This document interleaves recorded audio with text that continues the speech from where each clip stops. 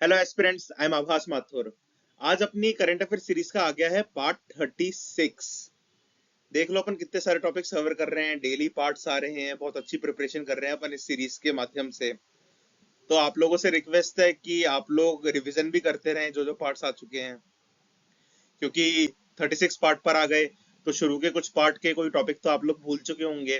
तो आप अपने शॉर्ट नोट्स बनाते जाएं, शॉर्ट नोट्स में से ही रिवाइज करते रहें। दोबारा वीडियो मत देखना रिवाइज करने के लिए, वो टाइम वेस्ट ही होगा। तो शॉर्ट नोट्स बनाना और उन शॉर्ट नोट्स में से ही रिवाइज करते रहना रेगुलर बेसिस पे। जितनी बार रिवाइज करोगे उतना ही कॉन्सेप्ट डेवलप होगा, माइंड ट्रेन होगा। उस हिसाब से ही आप सवाल कर पाओगे यूपीएससी प्रीलिम्स में। देखो, आज का पहला टॉपिक है कोबाल्ट। कोबाल्ट होता क्या है? कोबाल्ट एक मेटल होता है। ये सिल्वर और व्हाइट से रंग का एक मेटल होता है। ये इतना जरूरी क्यों है? क्योंकि एक तो ये बैटरीज में बहुत ज्यादा काम आता है, मैग्नेट्स बनाने में काम आता है, और काफी इंपॉर्टेंट अलॉयज बनाने में काम आता है कोबाल्ट। कोबाल्ट ना, एक तो नेचुरल फॉर्म में मिलता भी बड़ी मुश्किल से है। इंडिया में भी बहुत थोड़ा ही मिलता है, कुछ कुछ जगह ही मिलता है। और दुनिया भर में भी ये सबसे ज्यादा कॉन्गो में ही मिलता है। ठीक है, एक बार पढ़ लेते हैं कोबाल्ट के बारे में। Cobalt is a silvery white metal that is used in a wide range of industrial applications, including the production of batteries, magnets and alloys. देखो, जैसे जैसे इलेक्ट्रॉनिक्स का यूसेज बढ़ता जाएगा वैसे वैसे बैटरीज की रिक्वायरमेंट बढ़ती जाएगी। बैटरीज की रिक्वायरमेंट बढ़ेगी तो उनके प्रोडक्शन में कोबाल्ट इस्तेमाल होता है, कोबाल्ट की रिक्वायरमेंट बढ़ेगी। तो कोबाल्ट बहुत ज्यादा न्यूज में है क्योंकि इंपॉर्टेंट मेटल है, क्रिटिकल मेटल है काफी। It is also use in some catalyst and pigments. Catalyst की तरह भी आपने केमिस्ट्री पढ़ी होगी स्कूल में, तब कोबाल्ट से कलर आता है। कौन सा कलर आता है कमेंट्स में बताना। Cobalt is often found in association with other metals such as copper and nickel. It is rarely found alone. देखो, कॉपर और निकल के साथ ही मिलता है कोबाल्ट। कोबाल्ट अकेला कहीं मिल जाए वो बहुत रेयर होता है। अब आप ऐसे याद रखो, जहां जहां कॉपर की माइन होगी ना, जहां जहां निकल की माइन होगी, वहां पर कोबाल्ट मिल सकता है। ऐसे पेपर में सवाल आ जाए ना कि कोबाल्ट कहाँ कहाँ मिलता है, ऐसे चार ऑप्शन दे दे आपको, चार राज्य दे दें, तो आपको याद रखना है कि जहां कॉपर और निकल मिलता होगा वहीं पे कोबाल्ट मिलेगा। इससे आपका सवाल सही हो जाएगा। जैसे ऑप्शन दे दिया कि कोबाल्ट कहाँ मिलता है इंडिया में, तमिलनाडु, उड़ीसा, राजस्थान, झारखंड। कहाँ कोबाल्ट नहीं मिलता, कहाँ कोबाल्ट मिलता है? तो देखो, तमिलनाडु में कॉपर और निकल की माइन नहीं है, तो नहीं मिलता कोबाल्ट तमिलनाडु में। ऐसे याद रखो, राजस्थान में कॉपर की माइन है तो वहां पे कोबाल्ट भी मिल जाता है। झारखंड में कॉपर की माइन है, वहां पे भी कोबाल्ट मिल जाता है। उड़ीसा में निकल की बहुत सारी माइंस है, वहां कोबाल्ट मिल जाता है। ठीक है। It is rarely found alone, usually occurring with copper and nickel in both oxide and sulphide deposits. Oxide और सल्फाइड डिपॉजिट्स में मिलता है। It is extracted by a by product of mining and processing these metals. जब copper को निकाल रहे होते हैं ना, तो उसके बाय प्रोडक्ट के रूप में मिल जाता है कोबाल्ट। ऐसा दिखता है कोबाल्ट, देख लो। सवाल कहाँ कहाँ से बन सकते हैं यूपीएससी में? कोबाल्ट का कलर कैसा है, कोबाल्ट कहाँ कहाँ यूज में आता है, कोबाल्ट किन मेटल्स के साथ मिलता है। ये तीन सवाल बन रहे हैं इस स्लाइड से। फिर इस स्लाइड से सवाल बन सकते हैं कि कौन से देश में, दुनिया के कौन से देश में सबसे ज्यादा कोबाल्ट मिलता है। डेमोक्रेटिक रिपब्लिक ऑफ कॉन्गो में मिलता है सबसे ज्यादा कोबाल्ट। देखो, दो कॉन्गो है, पब्लिक ऑफ कॉन्गो है और डेमोक्रेटिक रिपब्लिक ऑफ कॉन्गो है। तो न्यूज में तो डेमोक्रेटिक रिपब्लिक ऑफ कॉन्गो ही रहता है, रिपब्लिक ऑफ कॉन्गो किसी न्यूज में नहीं है। आज तक मैंने तो कहीं नहीं सुना कि रिपब्लिक ऑफ कॉन्गो है। तो कोबाल्ट मिलता है डेमोक्रेटिक रिपब्लिक ऑफ कॉन्गो के कटांग रीजन में। इससे आपको ये भी याद रखना है कि Katanga region Democratic Republic of Congo में है। यहाँ पे काफी सारा एथनिक वायलेंस भी हुआ है कटांग रीजन में। दुनिया का 3/4 कोबाल्ट मिलता है डेमोक्रेटिक रिपब्लिक ऑफ कॉन्गो में। वहां पे भी कटांग रीजन पे मिलता है। कटांग रीजन अभी फेमस हो रहा है एथनिक क्लैशेस की वजह से। तो कटांग रीजन है डेमोक्रेटिक रिपब्लिक ऑफ कॉन्गो में। इंडिया में कहाँ कहाँ मिलता है कोबाल्ट? झारखंड, उड़ीसा, राजस्थान, नागालैंड, मध्य प्रदेश। सबसे ज्यादा उड़ीसा में मिलता है, फिर झारखंड में मिलता है। उड़ीसा इंडिया का लार्जेस्ट प्रोड्यूसर ऑफ कोबाल्ट है, दुनिया में डेमोक्रेटिक रिपब्लिक ऑफ कॉन्गो है। उड़ीसा के केंदुझार, जाजपुर में मिलता है। झारखंड के सिंहभूम में मिलता है। झरसुगुड़ा माइंस भी सिंहभूम में ही आती है। नागालैंड के तेउनसांग इलाके में मिलता है। राजस्थान के खेतरी माइंस झुंझुनू में मिलता है, एमपी के झाबुआ होशंगाबाद वाले इलाके में बालाघाट माइंस वाला इलाका है वहां मिलता है। अब देखो इस स्लाइड से याद रखो कि कोबाल्ट कौन से देश में सबसे ज्यादा मिलता है और कितना मिलता है दुनिया भर का। इंडिया में सबसे ज्यादा कोबाल्ट उड़ीसा में मिलता है, फिर झारखंड में मिलता है। इंडिया में कहाँ कहाँ कोबाल्ट मिलता है ये याद रख लो, यही सवाल बनेंगे कोबाल्ट से यूपीएससी में। देखो फिर आज का दूसरा टॉपिक है ब्लू नाइल रिवर। आपने नाइल रिवर के बारे में तो सुना होगा, पर आप देख रहे हैं ब्लू नाइल रिवर। देखो दो नाइल रिवर्स हैं, एक वाइट नाइल रिवर है जो लेक विक्टोरिया से निकलती है और फिर सूडान की कैपिटल खार्तूम तक आती है।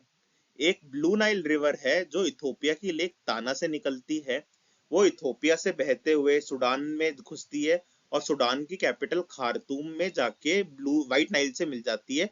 फिर नाइल रिवर बन के इजिप्ट होते हुए मेडिटेरियन सी में जाके गिर जाती है नाइल रिवर। ठीक है, अब आपको याद रखना है ब्लू नाइल रिवर निकलती है लेक ताना से। लेक ताना इथोपिया में है। ब्लू नाइल रिवर ना इथोपिया की सबसे बड़ी नदी है, ये इथोपिया और सूडान में ही बहती है।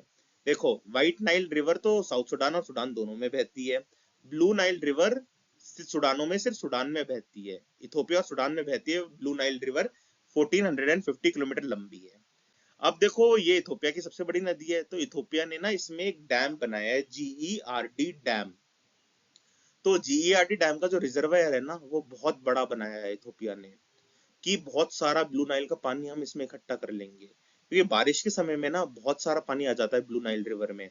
तो हम बहुत सारा पानी इकट्ठा कर लेंगे, उससे खेती करेंगे, इरिगेशन करेंगे, बिजली बनाएंगे। तो एक रिपोर्ट आई है उसमें कहा गया है कि ये जीईआरडी डैम है ना ये थोड़ा इंस्टेबल है, तो ये कभी भी टूट सकता है।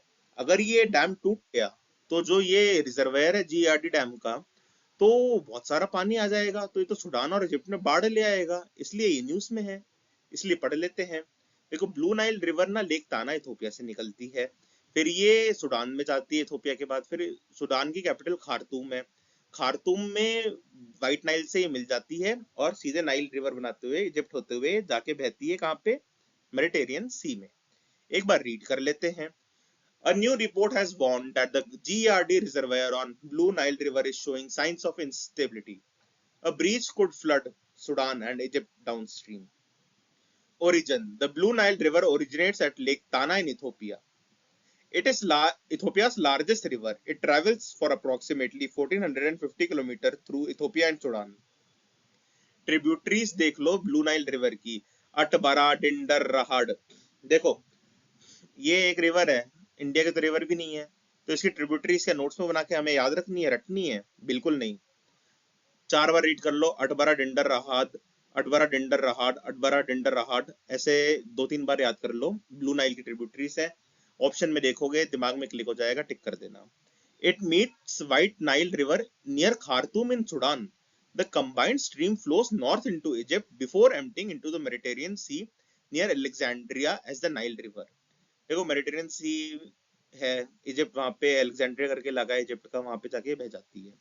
नाइल रिवर नॉर्थ डायरेक्शन में बहती है, ये याद रखना है इजिप्ट वाले रीजन में। It supplies about 85% of water to the Nile during the rainy seasons. Blue Nile में ज्यादा पानी होता है बारिश का, ऐसे याद रख लेना। फेमस डैम देखो, ब्लू नाइल रिवर पे ना एक डैम बनाया है बहुत बड़ा, क्या नाम है उस डैम का? Grand Ethiopian renaissance dam. Grand Ethiopian renaissance dam. UPSC का एक सवाल ये भी है कि जीईआरडी डैम कौन से देश में है? इथोपिया में है। कौन सी नदी पे है? ब्लू नाइल नदी पे है। देखो इथोपिया ने ना इसका नाम ही ऐसा रखा है कि इस डैम के बनते ही इथोपिया का पूरा कायाकल्प हो जाएगा, दुनिया बदल जाएगी इथोपिया की। और सूडान में भी 2 डैम आते हैं, अल रुसाइरी और सनार डैम, ये डैम याद रख लो। अल रुसाइरी डैम सूडान में है ब्लू नाइल रिवर पे, सनार डैम सूडान में है ब्लू नाइल रिवर पे, ठीक है, याद रखना। एक इस्सत फॉल्स भी आता है ब्लू नाइल रिवर पे, ये भी याद रख लेना, ठीक है। अब देखो आएगा एब्स्टियन बार वायरल इन्फेक्शन। इसको एब्स्टियन फाइल से कंफ्यूज मत होना, ये एक वायरल इन्फेक्शन है, जैसे एब्स्टियन भी खुद एक वायरल इन्फेक्शन ही है सोसाइटी के लिए। तो ये है एब्स्टियन बार वायरल इन्फेक्शन। इसको ह्यूमन हर्पीस वायरस भी बोला जाता है। एब्स्टियन बार वायरल इन्फेक्शन को ह्यूमन हर्पीस वायरस भी बोला जाता है। ये बच्चों पे असर करता है, टीनेजर्स पे असर करता है, यंग अडल्ट्स पे असर करता है ज्यादा, वरना तो ये हर एज ग्रुप पे असर कर लेता है। देखो ये इतना खतरनाक क्यों है? क्योंकि ये ऑटो इम्यून डिसीज बना देता है। ऑटो इम्यून डिसीजेस क्या होती है कि आपकी बॉडी से ही फाइट करती है। आपको कोई बीमारी नहीं होगी तब भी आपकी डब्ल्यूबीसी फाइट करेगी आपकी बॉडी के टिश्यूज से ही। तो ऑटो इम्यून डिसीज ना बहुत ज्यादा खतरनाक हो जाती है। इस वायरल इन्फेक्शन के कुछ सिम्टम्स भी हैं। देखो ज्यादातर केसेस में तो सिम्टम्स ये दिखाते ही नहीं है, और दिखाते भी हैं तो बहुत हल्के ही दिखाते हैं। जैसे स्किन रैश हो गया, फैटिग हो गया, फीवर हो गया, स्वालन लिवर हो गया, स्वालन लिम्फ नोड्स हो गया नेक के अराउंड में, और सोर या इन्फ्लेम्ड थ्रोट हो गया। ठीक है, एक बार रीड कर लेते हैं इसके बारे में। It is widely spread double standard DNA virus and is a member of the herpes virus family. It is also known as human herpes virus. देखो हर वायरल इन्फेक्शन की अपन ने बोला था फैमिली याद रखनी है, इसकी हर्पिस फैमिली है, ये भी एक यूपीएससी का सवाल है। इसको ह्यूमन हर्पिस वायरस भी कहा जाता है, ये भी एक सवाल है। It most commonly affects children, teenagers and young adults, although people of any as can become infected. It is the virus responsible for causing infectious mononucleosis and other autoimmune diseases. देखो ये याद रखना है कि मोनोन्यूक्लियोसिस होता है इस viral infection से, और ऑटो इम्यून डिसीजेस को भी ये ट्रिगर कर देता है।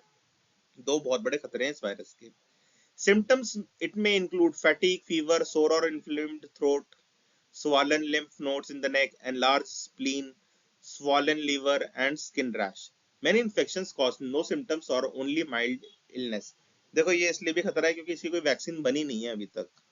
ठीक है, अब इसमें से सवाल क्या क्या बन सकते हैं। ये सिंगल स्ट्रैंडेड वायरस है, डबल स्ट्रैंडेड वायरस है, ये डीएनए वायरस है या ये आरएनए वायरस है, इस वायरस की फैमिली क्या है, इसको और क्या कहा जाता है, ये सबसे ज्यादा किसको असर करता है, बच्चों को, बूढ़ों को, जवानों को, ये क्या कॉज कर देता है। ये एप्सियन बार वायरल इन्फेक्शन मोनोन्यूक्लियोसिस और ऑटोइम्यून डिसीजेस को कॉज कर लेता है, इसलिए डेंजरस है। इसके सिम्टम्स पूछ सकते हैं क्या आते हैं, यही सवाल बन सकते हैं इससे। और एक पूछ सकते हैं कि इसका ट्रांसमिशन कैसे होता है।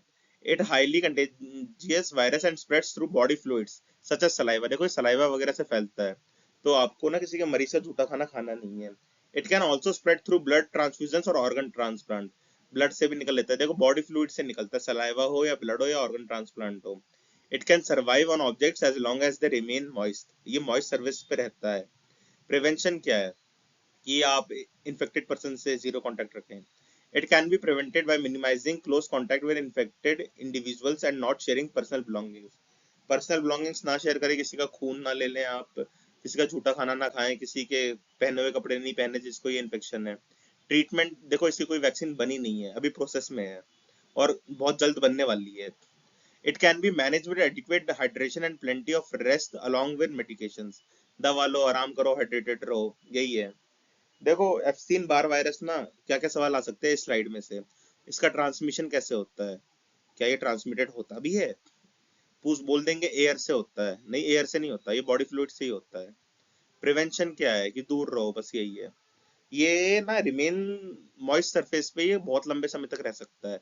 यूपीएससी ऐसा स्टेटमेंट भी बना सकती है कि 14 दिन तक ही रह सकता है जिंदा, नहीं मॉइस्ट सरफेस पे ये कभी तक भी रख लो इसको। फिर बोल देंगे इसकी वैक्सीन है, कोई अजीब सा नाम दे देंगे, आपको लगेगा हाँ इसकी वैक्सीन होगी, नहीं इसकी कोई वैक्सीन नहीं है, ये बात दिमाग में गांठ बांध लेना। और इससे ट्रीटमेंट तो पूछता नहीं यूपीएससी। फिर आता है topic Indravati river. Indravati river ना बहुत मस्त रिवर है। ये उड़ीसा से निकलती है, छत्तीसगढ़ में जाती है, फिर छत्तीसगढ़, महाराष्ट्र और तेलंगाना की बॉर्डर पे ट्राई जंक्शन बनाते हुए गोदावरी नदी में मिल जाती है। अब आप इंडिया का मैप देखते होगे तो आपके दिमाग में आता होगा ना कि नदी पहले छत्तीसगढ़ जाएगी फिर उड़ीसा जाएगी। इंद्रावती नदी थोड़ी अलग है। इंद्रावती नदी कालाहांडी डिस्ट्रिक्ट उड़ीसा से निकलती है। कहाँ से निकलती है? कालाहांडी डिस्ट्रिक्ट उड़ीसा से निकलती है, फिर छत्तीसगढ़ जाती है, बस्तर रीजन में होते हुए महाराष्ट्र, तेलंगाना और छत्तीसगढ़ की बॉर्डरों पे एक ट्राई जंक्शन बनाती है। वहां पे जाके ये मिल जाती है कौन सी नदी से? गोदावरी नदी से। इस पे कुछ डैम भी हैं। इंद्रावती डैम इंद्रावती नदी पर है। बोध घाट हाइडल प्रोजेक्ट छत्तीसगढ़ में है इंद्रावती नदी पे, ये बहुत फेमस हो रहा है। बोध घाट हाइडल प्रोजेक्ट, ये जरूर याद रखना है। एक नेशनल पार्क टाइगर रिजर्व भी है, इंद्रावती ही नाम है उसका। ये एक झरना बनाती है, चित्रकूट फॉल कहते हैं उसको। चित्रकूट फॉल यूपी में नहीं है, चित्रकूट तो यूपी वगैरह में है, पर चित्रकूट फॉल छत्तीसगढ़ में है। चित्रकूट फॉल्स को नायग्रा फॉल ऑफ छत्तीसगढ़ भी कहा जाता है, ये इंद्रावती नदी पर ही है। ये 530 किलोमीटर लंबी नदी है, इसे लाइफलाइन ऑफ बस्तर कहा जाता है। देखो बस्तर के रीजन में ना बहुत घने फॉरेस्ट है, वहां पे पानी वानी की कमी ना होए, तो इंद्रावती नदी की इंपॉर्टेंस बहुत ज्यादा है। और बस्तर ट्राइबल बेल्ट भी है। इंद्रावती नदी के किनारे काफी क्लैशेस भी होते रहते हैं अपने सिक्योरिटी फोर्सेस के और नक्सल्स के। 2026 मार्च 31 तक नक्सल फ्री इंडिया बनाना भी एक टारगेट है भारत सरकार का। तो नक्सल रीजन से रिलेटेड सवाल आ सकते हैं। Bodh Ghat hydel project regional disparity को कम करने का बहुत इंपॉर्टेंट प्रोजेक्ट है, उसी रीजन में, बस्तर रीजन में ही है, इसलिए याद कर लो। एक बार रीड कर लेते हैं फिर मैं बताता हूँ सवाल।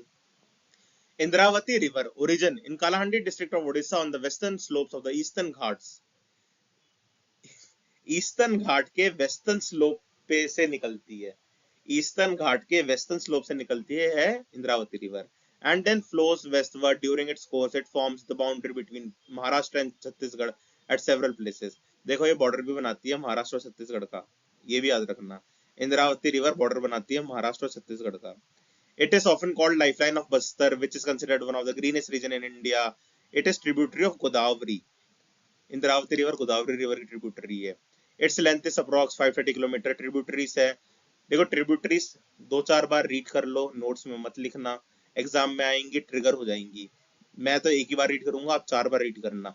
भास्कल नरंगी निम्रा कोटरी बांडिया नंदीराज। भास्कल नरंगी निम्रा कोटरी बांडिया नंदीराज। नंदीराज किसकी ट्रिब्यूटरी है? इंद्रावती की। देखो नंदीराज, इंद्रराज ऐसे याद रख लेना। चित्रकूट फॉल्स अगर Niagara falls of Chhattisgarh forms on the Indravati river. देखो चित्रकूट फॉल्स यूपी में नहीं है, चित्रकूट फॉल्स छत्तीसगढ़ में है। Niagara falls of Chhattisgarh Chitrakoot falls को कहते हैं, ये इंद्रावती रिवर पे है। इंद्रावती नेशनल पार्क जो एक टाइगर रिजर्व भी है वो भी इसके आसपास ही है। इंद्रावती डैम ये एक हाइड्रो इलेक्ट्रिक प्रोजेक्ट है, ये उड़ीसा में पड़ता है, ये एक सवाल पूछा जाता है। इंद्रावती डैम कौन सी रिवर पे है? इंद्रावती रिवर पे कौन से स्टेट में? उड़ीसा में है। बोध घाट हाइडल प्रोजेक्ट ये बहुत अच्छे से याद रखना है, ये छत्तीसगढ़ में है और इंद्रावती नदी पे है।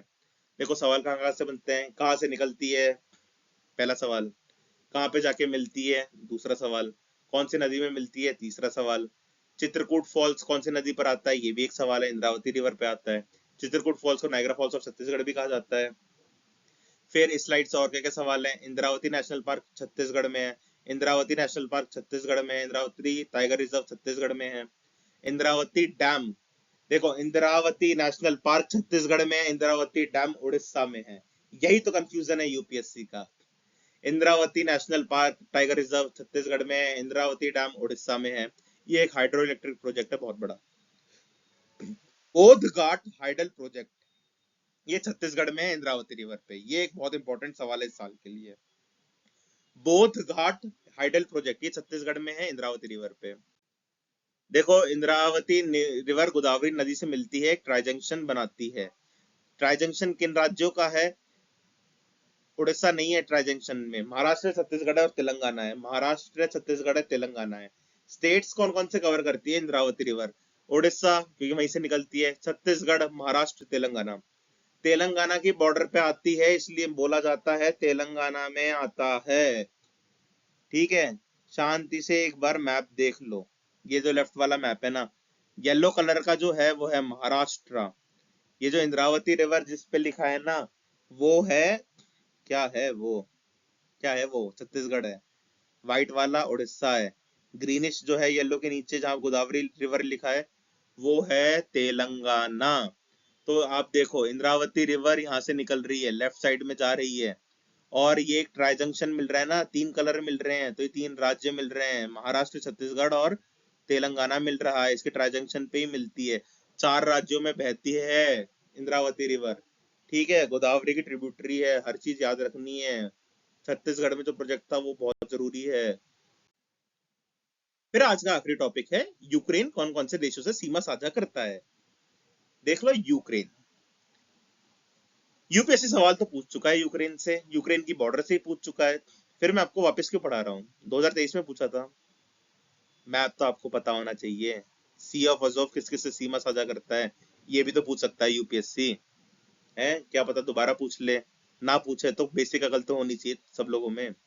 देखो ये है यूक्रेन, इसमें जो ग्रीनिश पार्ट दिख रहा है ना, ये है डॉनबास रीजन। डॉनबास रीजन पे कब्जा कर रखा है किसने? रशिया ने। ये है यूक्रेन का हिस्सा, पर कब्जा कर रखा है रशिया ने। मारियापोल आपने सुना होगा लड़ाई के समय, ये भी डॉनबास रीजन में ही पड़ता है। अब देख लो यूक्रेन की बॉर्डर। यूक्रेन के साउथ में तो पड़ता है सी ऑफ अजोव और ब्लैक सी। यूक्रेन के साउथ में पड़ता है सी ऑफ अजोव और ब्लैक सी। यूक्रेन के ईस्टर्न साइड पे पड़ता है रशिया। देख लो, यूक्रेन के नॉर्थ में पड़ता है बेलारूस। यूक्रेन के नॉर्थ वेस्ट में पड़ता है पोलैंड। यूक्रेन के वेस्ट में पड़ता है स्लोवाकिया और हंगरी। यूक्रेन के साउथ वेस्ट में पड़ता है रोमानिया और मोल्डोवा। अच्छे से मैप देखो, समझो। अब देखो Sea of Azov. Sea of Azov दो देशों के बीच में पड़ता है। कौन से हैं वो दो देश? यूक्रेन और रशिया। अब आपका मैंने देखो करंट अफेयर सीरीज में एक चीज पढ़ा रखी थी कि एक स्ट्रेट है जो सी ऑफ अजोव और ब्लैक सी को कनेक्ट करती है। उस स्ट्रेट का नाम क्या है? मैंने बहुत अच्छे से पढ़ाया था, कमेंट्स में बताना ब्लैक सी और सी ऑफ अजोव को कौन सी स्ट्रेट कनेक्ट करती है। सी ऑफ अजोव दो देशों से सीमा साझा करता है, यूक्रेन जो उसके वेस्टर्न साइड में पड़ता है और ईस्टर्न साइड में पड़ता है रशिया। नॉर्थ वेस्ट में भी यूक्रेन पड़ता है, साउथ वेस्ट में भी यूक्रेन पड़ता है, नॉर्थ ईस्ट में भी रशिया पड़ता है, नॉर्थ में भी रशिया पड़ता है और साउथ ईस्ट में भी रशिया पड़ता है। दो देशों से कवर्ड है। वेस्टर्न साइड में यूक्रेन है, ईस्टर्न साइड में रशिया है सी ऑफ अजोव के। Donbas region. डोनबास रीजन की मारियापोल एक शहर है उसमें। और डोनबास रीजन यूक्रेन का हिस्सा है जिस पर रशिया ने कब्जा कर रखा है। डोनबास रीजन यूक्रेन और रशिया के बीच में पड़ता है। वेस्टर्न साइड में यूक्रेन है, ईस्टर्न साइड में रशिया है। ठीक है। यूक्रेन के एक बार देख लो border countries. Russia, Belarus, Poland, Slovakia, Hungary, Moldova. कितने देश से बॉर्डर साझा करता है यूक्रेन?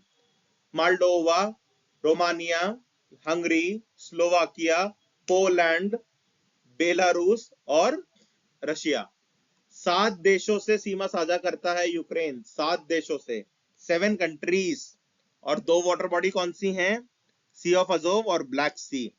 यहाँ पे आपको एक नदी दिख रही होगी, नाइपर नदी। नाइपर नदी में डी साइलेंट होता है इसलिए नाइपर नहीं नाइपर कहते हैं। नाइपर नदी यूक्रेन में बहती है, यूक्रेन को दो भागों में बांटती है। नाइपर नदी कीव से होकर भी बहती है। नाइपर नदी ब्लैक सी में जाके मिलती है। ये सारे सवाल यूपीएससी ने अभी तक पूछे नहीं है, पूछ सकते हैं। यूक्रेन सर्बिया से बॉर्डर शेयर नहीं करता, ये भी एक पॉइंट है। ठीक है, देख लो ध्यान से मैप, दिमाग में बैठा लो ये वाले मैप। तो बाउंड्रीज ऑफ यूक्रेन। यूक्रेन देखो यूरोप की सबसे बड़ी कंट्री है एरिया वाइज। ठीक है। Ukraine is the largest country in mainland Europe. The country sits on the south western part of the Russian plain. Boundaries of Ukraine: Black Sea and Sea of Azov to the south, Russia to the east and north, Poland, Slovakia, Hungary to the west, Romania and Moldova to the south। देखो map अपन ने अच्छे से पढ़ लिया तो कोई सवाल गलत होगा नहीं। Thank you very much. कैसा लगा ये सेशन बताइएगा कमेंट सेक्शन में। और देखो जो लेक ताना था ना, तो लेक ताना इथोपिया में पड़ती है, ये एक बहुत बड़ा सवाल बन सकता है यूपीएससी का। जीईआरडी डैम इथोपिया में, ये एक बहुत बड़ा सवाल बन सकता है यूपीएससी का। और ब्लू नाइल रिवर किन किन देशों में बहती है, ये सवाल बन सकते हैं। मैंने शायद बताए नहीं थे ब्लू नाइल वाले उस स्लाइड में कि कौन कौन से सवाल बन सकते हैं, अभी बता रहा हूँ। ठीक है, थैंक यू वेरी मच। कैसी लगी वीडियो बताइएगा कमेंट सेक्शन में।